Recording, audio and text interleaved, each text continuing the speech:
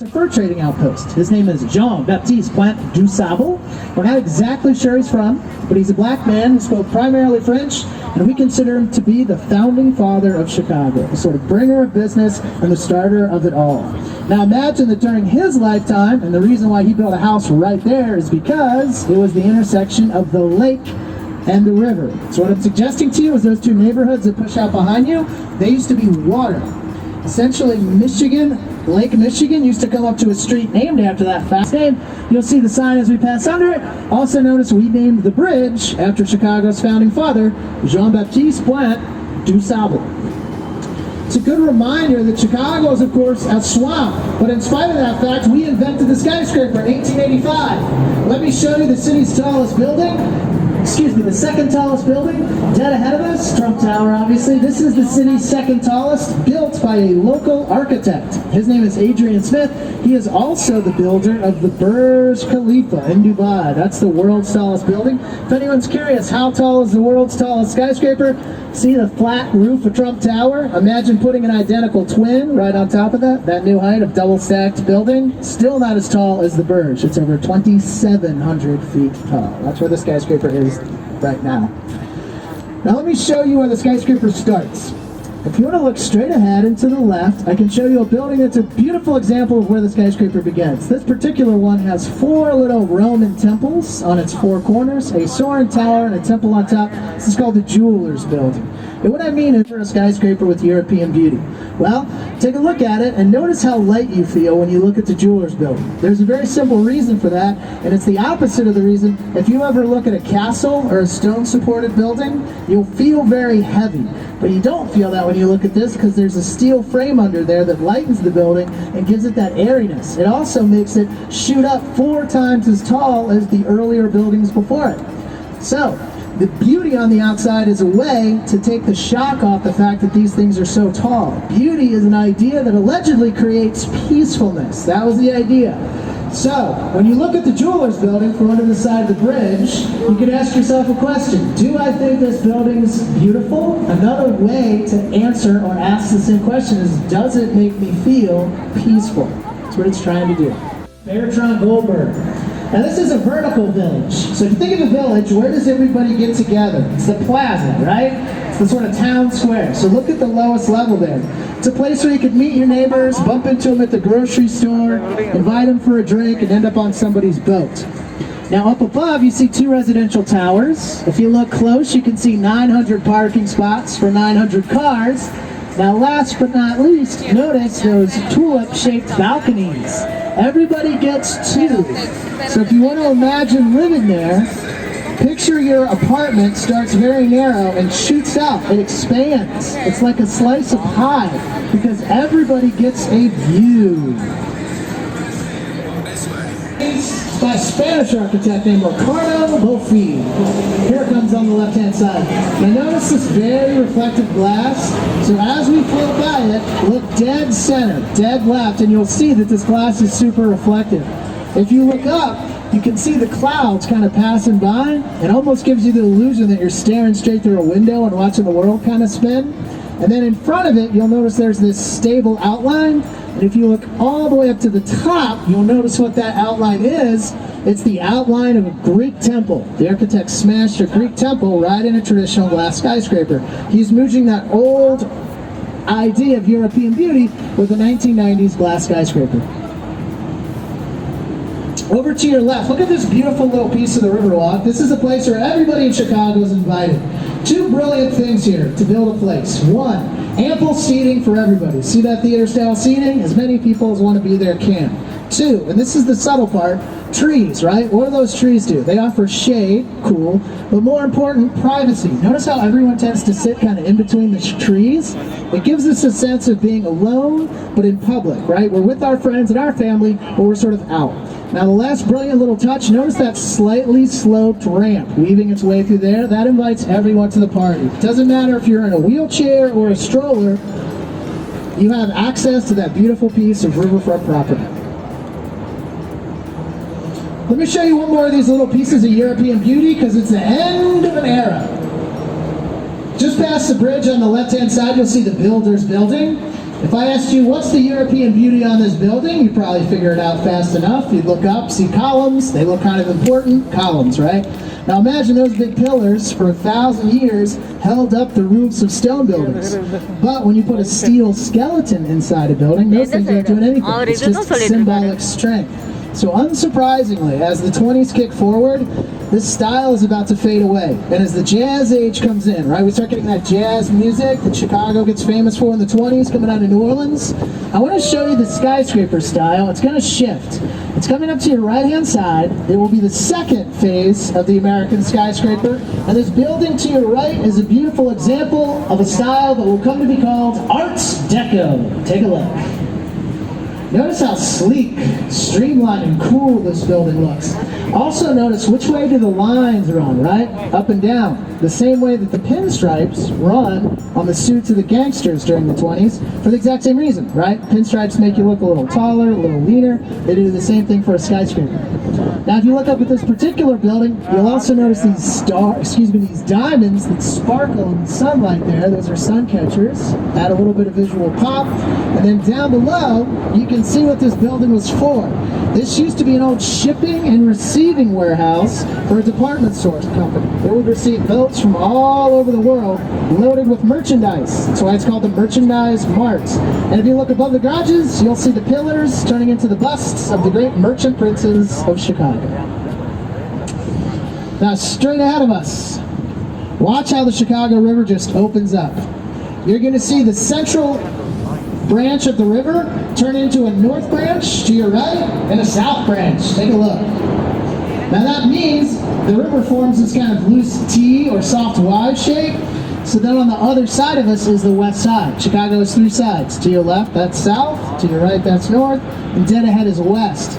But more importantly, way back when Chicago was a village, about 30 years after DuSable moves here, suddenly it's the very beginning of the western frontier. So in 2017, when an architecture firm wanted to be the first building right there, dead ahead of you, and they're sitting on the very beginning of the west side, in the very beginning of America's western frontier, they kind of wanted to honor that, but also build a very traditional, straightforward office building. So how do you honor it? Well, take a look. Look at the base of the building as we go by it, and think about everyday, very famous Midwestern American architecture. And look at the base of the building, what do you see? It's a Gateway St. Louis arch. Now look at the cool mirrored quality of the glass. Then, it's like reflecting the city. Look all the way up to the top. What do you see? The inverse of the arch, as though this building is reflecting everything, even itself. The name of the skyscraper is called River Point, built by Picard Chilton. Now as we make the turn, if you look straight ahead, you're going to see an old railroad bridge doing something kind of dramatic, sticking itself straight up in the air. Now the reason for this is simple, but imagine that life has always existed on all three sides of the city, over the river, but we only had little tiny engines that weren't very good at lifting bridges. So how do you get big heavy train bridges lifted with little tiny engines? Well, here's the answer. Look at the back of that bridge. See that there? There's a counterweight sticking off the back of that bridge. It's balanced like a teeter-totter. That's the secret way we built all our bridges. All the bridges in Chicago are mobile or movable bridges. They're all built like a version of this. We just get better and better at hiding those counterweights. You'll pass under 20 bridges today on your tour. They're all mobile, and they all, of course, are built in this style we call the Chicago style of bridge building. If you listen close, in fact, you'll hear a train zooming by just over here to the left. Now, if you look, coming up on the left is this very intense brick-built building. And imagine it's an old ice warehouse from the 1890s. So just mentally fill in all those balconies and patios, and just imagine this a big, thick, brick-built thermos. Now there's a train whizzing by pretty close. But in the 1890s, you could picture trains pulling right up to the building, and they get loaded up with ice, and the big, thick brick walls are, of course, keeping the ice cool back before refrigeration. Now, in the 1970s, they punch out those walls. Look how thick those walls are. And they turn it into condos. The architect who did it is a guy named Harry Weiss. He's going to return in the late 80s and build these homes just next door here to the left. Now look at these homes as you float by. They're called the river cottages. There's 4 of them. They're townhouses. And as you look at the front face of these cottages, imagine his inspiration is sailboats. So you're going to see 6 floors of cottages inspired by sailboats if you look to your left. Now just past our next bridge, Captain is going to execute that turnaround. It gets kind of industrial north of here, so we'd rather take you down that south branch where everything gets a lot more famous. As we spin, we're going to give you that bar break we promised you. So if anybody's been waiting for a pause on the tour to go downstairs and visit the bar, Felipe's ready waiting for you. Remember the restrooms are there as well. While we spin, I'll put my mask back on and walk around just in case there's any questions. If you don't need a drink, if you have a question, just ask. My name's Pat. If not, just sit back, relax. We'll spin.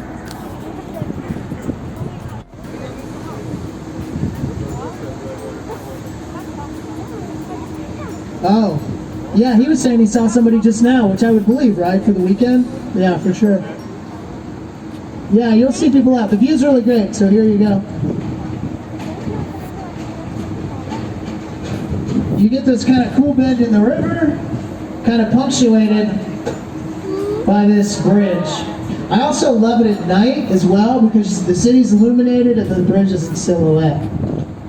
Yeah. Oh, they're there. Yeah, look. You can see a couple up there. They look like, I don't know. I can't swear they're married, but they look like it, right? As we push forward, though, if you like photos, there's another great one coming up in just 1 second, so keep your cameras handy. But as we push forward, take a look to the right, and you'll notice a very thin apartment/condo complex here. Notice how narrow it is. Now you saw the trains whizzing by earlier, now you know why. Train tracks have been running along here since the 1840s, so it wasn't until 160 years later they finally were able to squeeze in a building to take advantage of the water. But notice how thin it is. You can't fit much here. For example, see the parking garage on the secondary level, sort of soft gray windows? Now notice you do not see any car ramps on either side. Ramps that connect the street to the garage level. It's because the building is literally so narrow you can't turn a car around in it. The architect fixed that issue by literally creating an elevator big enough to lift and spin a car to make parking at that unit work. Now here's the view that I like a lot. We're headed straight, which is south, down the south branch of the Chicago River. But if you look left, or what we call the main branch, this is the sort of view right into the heart of the city. This view kind of splits us in half. You sort of get to see the river as our center line, again, which it is. It almost, to me, looks like a valley, right? It's just the mountains here were, of course, built by Chicagoans. And then straight ahead of us, if you look to the right, you're going to see maybe the most impressive piece of construction, on the tour.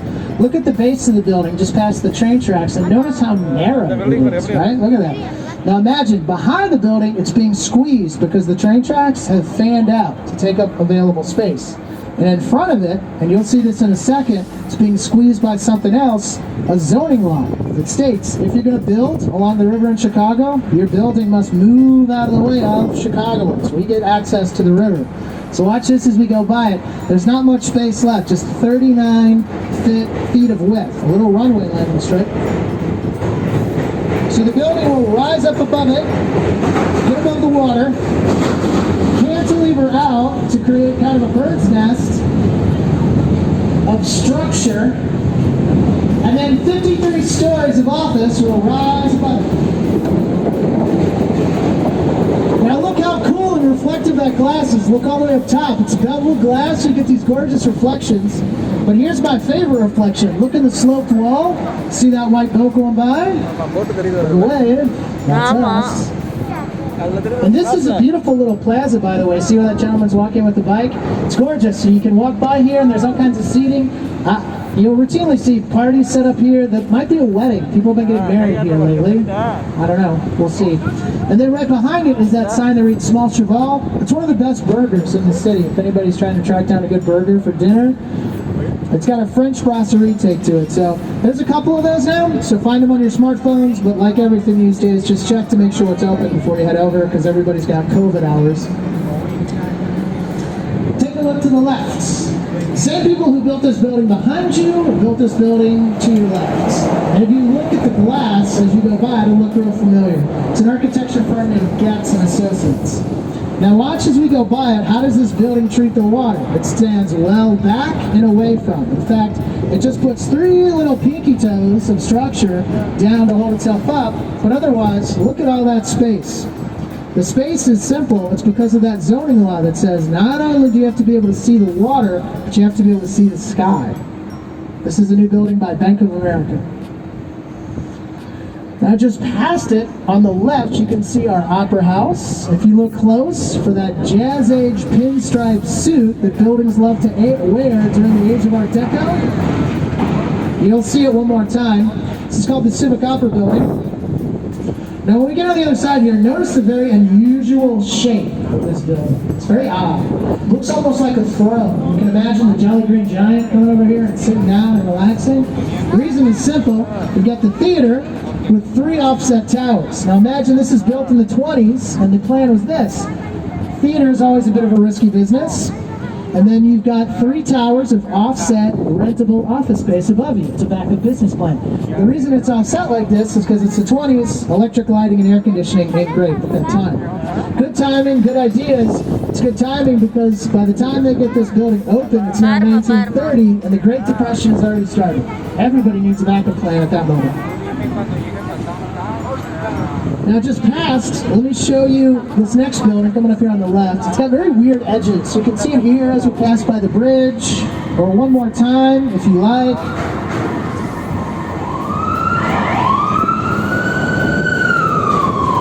Look just past that white sign that reads CME Group, and then let your eye just run straight up, and you'll notice the very odd edges here. They're serrated, like the teeth of a saw blade. It's a very simple reason for that, but it has to do with who's inside the building. CME Group is commodities traders. What do commodities traders do? Well, they fight for wealth and status. In the corporate world, what's the #1 symbol of wealth and status? Corner office. Look at those edges one more time. What do you see? Extra corner offices on every floor, right? That's an architecture firm literally creating the space that everybody wants most. It's created, sellable, buyable real estate. This is by an architecture firm called Fujikawa Johnson and Associates. Now on the right-hand side, you can see the trains. Kind of open up and see the train stations here. Now I bet you think trains make their money shipping people, right? You buy a fare, you get on a train, takes you from A to B, they charge a fare, that's how they make their money. That's not how they make their real money. Here's how they make their real money. Look above the trains. What do you see? Leasers, renters, right?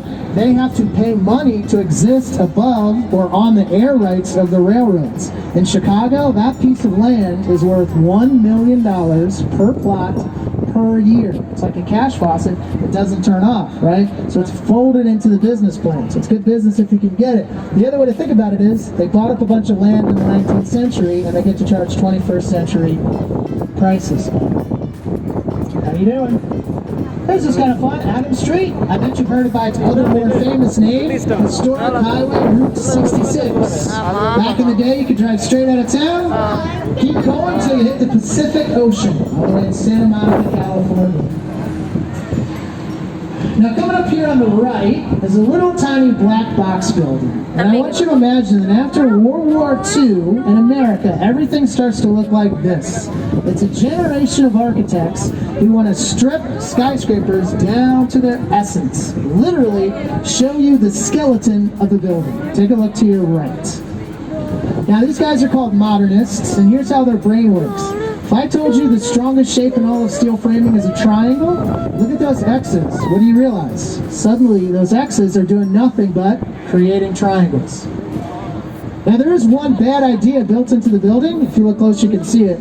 Somebody put a bakery next to a gym. It's a horrible plan. You know what I mean? Pick a direction. Now the modernists always realized they would build very functional, kind of straightforward worlds, and then invite artists to show up to decorate. So if you want to see straightforward architecture plus whimsy or art, look to your left, and here's a fun piece of art in that you can find yourself in it. If you want to find yourself, just look for the red dot. It tells you what red dots always tell you. You are here. And if you want to see gorgeously reflective glass, look to your right. This is the watery view of the city through Gateway 4.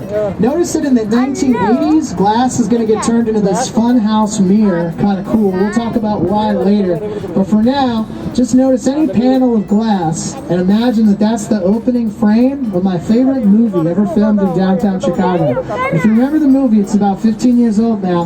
The glass explodes because out of it is shooting a grappling hook that lands across this road and on top of this building, which will just be on your right in a second. Now, two bank robbers are going to rappel down and they're going to rob this big building to your right. Now, in reality, it's an old, massive post office. In the movie, it's Gotham Bank. So if you remember the movie, that's where one of the robbers takes his mask off. He's Heath Ledger. That's the start of The Dark Knight. They even drive a bus straight out the front door, so in and out the front door. That's how they get away. Now, the reason why they could film all that was because this building had been abandoned for the 20 years. Right in the middle, that's when they made that movie. But take a look at the size of it. Imagine a building that sits on waterfront property right in downtown Chicago, unused for 2 decades. It went to sleep for 20 years because the industry that was funneling a lot of mail to it faded away in the 90s. Talking about the catalog industry, right? Think about some of the biggest mail order catalog names you've ever heard of. Sears, right? Montgomery Ward, Spiegel, all Chicago companies. But in the 90s, they're essentially going to lose the battle with the internet. Shopping goes online, Sears fades away, and of course we now live in a world of Amazon. But don't worry, the building's back better than ever thanks to a $600 million investment. Walgreens and Uber have already moved in. So if you look at the outside, you can see it's pretty shiny and new. Now coming up to the right, I want to show you this little river walk. And sometimes it's kind of stupid, but the littlest touches can actually make a place a lot better. And as we get close, look to your left, just on the other side of this bridge. And notice there's no lights. Now you'll feel very safe walking here at night, because they didn't want to put up street lights that would block the views, so the lights are hidden. Here are my favorite street lights. Look at those white benches. They're street lights. At night they glow. And stuff like that, but I think, I don't know, it just adds a little bit of mystery and a little intrigue. Now obviously in the wood, embedded in the wood and in the railings are the rest of the lights, but it really makes the place kind of subtle and distinct. Now, if you look behind this cool river walk is 1,100 residential units, and this popped up in the last 5 years. Imagine before that, almost all the way from the 50s, really up until the early 2000s, nobody wanted to live in downtown Chicago. It's pretty much office buildings, and everybody left after about 9 o'clock. But up until the whole COVID craziness thing, downtown was where all the energy was. People still aren't quite moving away. I've talked to some building managers and they said people are re-signing leases, so we haven't quite seen the exodus the same way that other towns like New York have, but we'll see what happens. I don't know. But when you look to your left, you're seeing this sort of cluster of 1,200 residential units and this big 21st century move to an intense urbanization. Now take a look at this little piece of theater seating here. See where that gentleman is sitting? Now what is it missing? Trees, dead center, right? See how even on a fall day it's just getting drilled with the sun? If that gentleman had a little more shade, they'd be so much more comfortable. And of course, there would be that sense of privacy where other people would sit on other sides of the trees and everybody would be out. You're in Chicago, but you're kind of, quartered off in your own little groups with who you want to be. Now coming up to the left, I'm going to show you this building here. And remember that corn cob tower we saw earlier, those twins? Imagine unrolling those and look to your left. Same architect 20 years later, and this is that guy still fighting for downtown connected urbanism. Now remember, everybody is moving to the suburbs, so he's fighting a very losing battle. And notice how curvy his buildings is. That's another way he's not like anybody else. His teacher, his best friend, they're building building those boxes with the X's on it that I showed you earlier? That's what everybody's building in the 60s, 70s, and 80s. He's building like this. He's kind of a man out of step with time. He thinks grids are boring. He thinks boxy buildings are psychological slums. That's what he calls them. And he thinks corners are a waste of space. Curves are more natural and they lead to surprises. He likes old school cities like Barcelona, where you walk down a curvy street and you can't see what's coming, and then as you make the turn, it opens up into this plaza. Everybody's there having coffee, they're seated, there's a fountain. It just instantly is the place you want to be.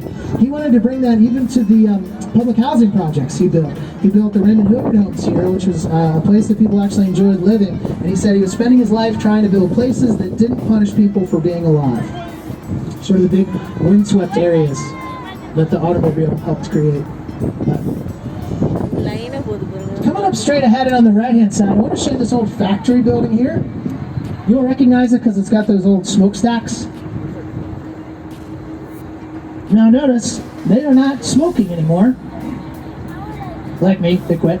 But more importantly, as you get a little closer, imagine what life was like in the time of our grandparents, or our great-grandparents who lived in Chicago, when the world was powered by coal. Those things would have been poured black smoke, and that was the kind of smoke that not only got in your clothes, but got in your hair and got in your lungs. People just paid a price for living in that world. I talked to a guy, he's a historian, a local historian. He grew up about 2 neighborhoods south and west, a few more actually, but it's back of the arts. It's behind the old slaughterhouse district. Now he grew up in the 60s, but still, so it's industrial, and he was a little boy, and he remembers the very first time his mom ever took him to the country, and he smelled fresh air. He became literally physically ill because his body was not used to it. I mean, that's how people used to grow up.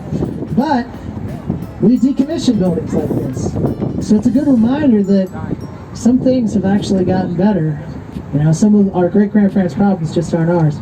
Now, as we push forward, look to the right-hand side, and you'll, of course, see that the building's wearing that 1920s clothes, those pinstripe suits. One more time.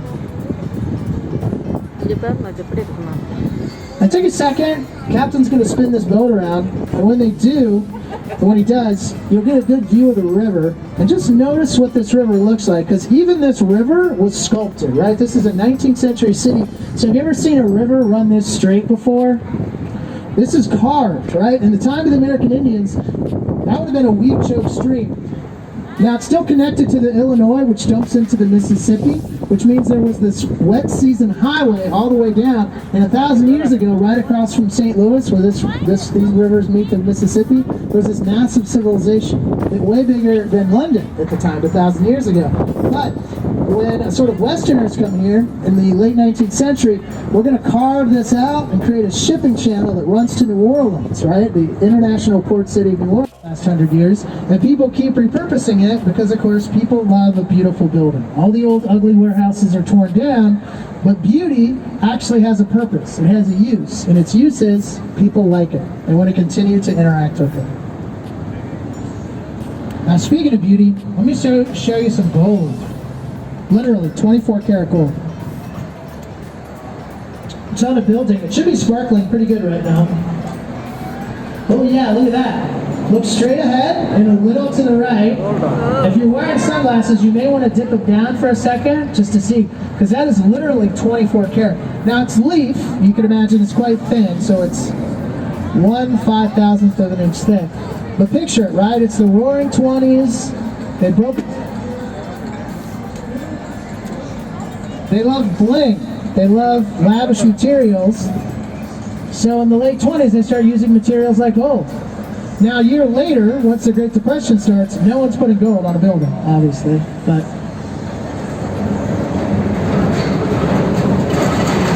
this is the Hotel St. Jean, built in 1929. Imagine, too, look at the shape of the building. There's this old story that the building is shaped like kind of the spirit object of the 1920s, and if you look at the building, you can see it. A bottle of champagne. Now, I can't prove that's true. I don't know what's in the head of the architects who built this building from the 20s.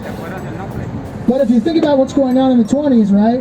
It's prohibition, booze is technically illegal, but it's not exactly stopping anybody from drinking it. Sort of hiding in plain sight. And then the other side here, let me show you more of that simplified, minimalist architecture. Remember I mentioned the guy who built, had a mentor?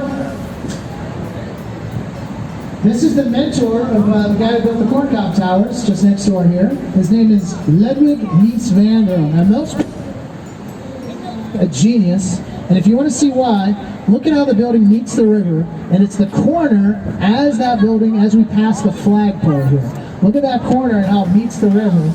And even though he's just doing a box building, see if you can't help but feel like his building kind of sings somehow. That's what Mies was famous for, the ability to orient. Straight ahead of us, I want to show you this beautiful white building dead ahead. It's coming up on the left. It's right, of course, in front of where we drop you off. Now imagine, in 1919, the Michigan Avenue Bridge didn't exist, and this is an industrial area called Pine Street with train track running right where that break in the building is. A year later, the bridge comes in, and William Wrigley, a chewing gum magnate, he knows that this is going to be the new hot property, so he has them split that headquarters right there. And notice the building looks like a beautiful Spanish cathedral from the Renaissance, right? That's that European love affair style. But as the 20s go on, you can literally watch the neighborhood go full Art Deco. So a year later, across the street now, you're going to see a building that's half and half. Half European, half Art Deco. Look up top. You've got the kind of European or French-style cathedral, but look at the base of the building. It's wearing a pinstripe suit. And one more building, full Art Deco, just behind the Tribune building there. You're going to see a building with a yellow onion on top, sleek Art Deco, right? And the onion is, of course, the famous Egyptian symbol. Now that building is my favorite at night. Tonight they're going to shine a bunch of lights at that yellow onion, so make sure you look at it. It's the Hotel Intercontinental. One more look here at the Apple Store. It's built by a world-renowned architecture firm. You could call it kind of modernism 2.0, right? Sleek, minimalistic. It's kind of what Apple's into, right? Their products are kind of sleek, pared down. But there is a fun postmodern element here, and maybe this is conjecture, but take a look at the roof. What do you see, right? It's very straightforward, but the roof just so happens to look like one of the iPads they sell. Could be a coincidence, maybe not. Here's another version of the same idea, but from a long time ago. Look at this building past our boat, coming up on the left-hand side. If you look up, peacock symbol, it's going to look real familiar. The peacock symbol is, of course, NBC. This is our NBC building. Now, if I asked you what decade you thought that this building was built in, and you said Age Art Deco of the 20s, you'd be more right than you're wrong, because that's the clothes it's wearing. It's built in the 80s technically, but it's tried very hard to look like the 1920s. And of course, if you've ever been to New York and seen the most famous NBC building from the age of Art Deco, 30 Rockefeller Center, that's Chicago's version, right? Built by Adrian Smith as a kind of love letter to 30 Rock. Now coming up on the right, I want to show you three buildings that will show you sort of the state of architecture in the last 70 years. Here comes modernism. This is kind of fun. See that simple brown building? Notice the pink line that runs down it? They light up all the buildings at night, so they wanted to do some modernist or minimalist lighting, so they just want. Kind of fun. Look next door, postmodernism, the Swiss Hotel. Why is it a triangle? Point a triangle at a river, maximize river views. And then last but not least, look at the building behind both of these buildings and see how it kind of brings them together. This could be the future of the skyscraper. This is a local architect, her name's Jeannie Gang. And notice how a building kind of brings both styles together. Simple box, but postmodern views in the form of those balconies that whirl around it. Now I say she's the future of architecture because her career couldn't be going better. Let me show you, she's building another building in the same neighborhood. Here it comes on your right, it's this beautiful trio of blue towers. That's the city's new, it's called Vista. It's residential, should be opening this year. Bad news though, the penthouse has already been sold. Sorry guys, I know you wanted to live there. Could have been yours. Low price of $18.5 million. But Imagine this, right? Chicago's the Windy City. That's a very tall building. The wind is going to push that building around, right? If you're a millionaire living up there and you're a sensitive sort, you could literally get seasick as your home waves back and forth. Now, architects have these shock absorbers to deal with it, but they weren't working as she's building this building. Her shock absorbers aren't working. So what did she do? Well, look about 12 floors from the top. What do you see? A blow through, right? She left 2 floors open so the winds will whoosh through the building, leave the building stable, and of course, the sway stops pushing those millionaires around. Which is nice, right? I know we're all worried about that. Now, if you're local, you're gonna love it. If you're local, you're gonna love this. That bridge dead ahead of us is Lakeshore Drive, which is, in my opinion, the prettiest drive in all Chicago. And if you're from Chicago, you definitely know about it. If you're from out of town, notice that on the other side of this drive